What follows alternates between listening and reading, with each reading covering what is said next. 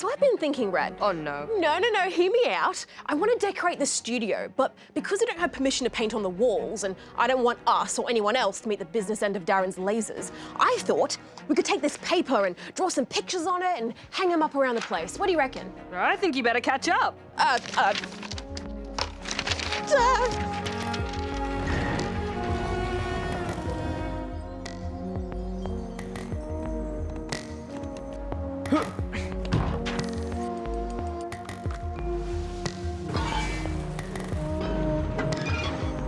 We're gonna catch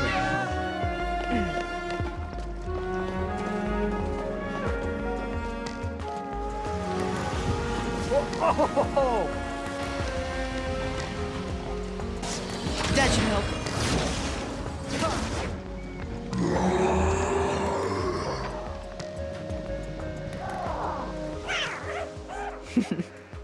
Developed by Pixel Opus, Concrete Genie is a PlayStation exclusive title that kicks things off in the rundown town of Denska. Years ago, it was a thriving seaside community. But pollution has corrupted it, and a purple mold called the Darkness has made its home within its rotten remains. It's here we're introduced to Ash, a young artist, just like us. Yeah. Oh, what's this? Your little coloring? Give it back. After an encounter with some stereotypical bullies, Ash's drawings are scattered to the wind, and he's left stranded on the shores of the lighthouse. It's while trying to collect his pages that he meets Luna, one of his drawings come to life. Though maybe not entirely how Ash might have imagined her. Okay, that's not how I imagined you sounding. She's lucky she's so bright and colourful because any rational person would be tripping over themselves to get away from her. Luckily for us, though, Ash isn't one of those people. Yeah, he seems like a bit of a risk taker. And it does pay off, because Luna gives Ash the tool he needs to bring some colour back to the rundown Denska and cleanse it of the darkness. A magical paintbrush. It is from this bushel of bristles that Ash is able to make his drawings come to life, in the form of the genies. These little critters are fully customisable, and each colour has their own special ability.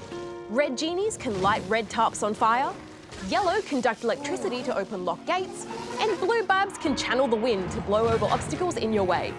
As you explore, they'll request specific drawings, and in return, they'll gift you super paint, which you'll use to cut through the darkness and light up the town. It's all very magical. The game nails that painterly feeling by using the DualShock's motion controls, which allows you to guide your brush with ease. It really makes you feel connected to the brush. You and it fuse together to create masterpieces. And technically, it works really well too. I only ever had to occasionally recenter the controls, which you can do with a single button press. The only issue I had with the controls was when I was climbing. It just didn't feel quite as smooth, and at times was a bit jerky, compared to how well the painting is handled. But the thrill of finding a new canvas to paint on definitely outweighed any complaints I had there. I will say, though, there is a major gameplay shift towards the end of the game that I didn't fully jive with. Yeah, it's quite sudden, hey. Spoiler warning, but the last few hours of the game, there's quite a lot of combat as you're suddenly battling for your life against the darkness. These fights boil down to performing the same few steps for each area you covered in the first half of the game. Wear down the enemy, slowly approach them, then free them from their corruption. I appreciate that they tried something new to shake things up, but the painting was fun. It was enough. I agree, but I'm sure there were people that found the painting repetitive and were happy to have a departure from it. And there are some really good moral takeaways from that half of the story.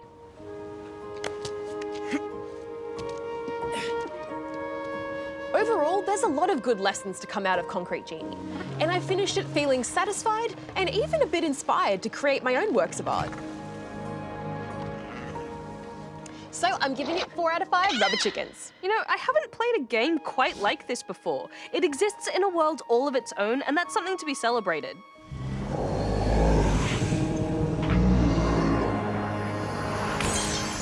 Visually, it's stunning, and your creations feel so alive, bursting with charm. I just found the painting so compelling that it was a shame they shifted the focus to underdeveloped combat. I'm giving it 3.5 out of 5 rubber chickens. Okay, let's see what we got. Aww.